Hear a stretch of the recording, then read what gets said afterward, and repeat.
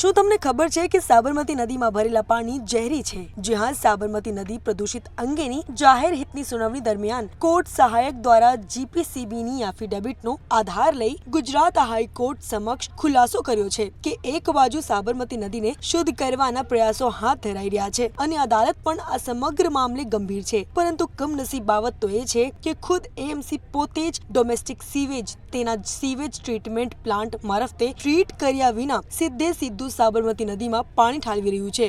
તો આ પ્રકારે સાબરમતી નદીનું શુદ્ધિકરણ શક્ય નહીં હોવાની વાત કોર્ટ સહાયક હાઈકોર્ટ સમક્ષ કરી હતી. તમને જણાવી દઉં કે ખુદ અમ્યુકો દ્વારા જ ડોમેસ્ટિક સીવેજ તેના એસટીપીમાં ટ્રીટ કર્યા વિના બારોબાર જ સાબરમતી નદીમાં સીધું ઠાલવાઈ રહ્યું છે. આ પછી ચીફ જસ્ટિસ સુનિતા અગ્રવાલ અને જસ્ટિસ અનિરુદ્ધ માઈની ખંડપીઠે આ સમગ્ર મામલાની બહુ ગંભીર નોંધ લીધી હતી, જેથી હાઈકોર્ટે હવે દર મહિને અમ્યુકોને સોગંદનામું અને સ્ટેટસ રિપોર્ટ રજૂ કરવા હુકમ કર્યો હતો.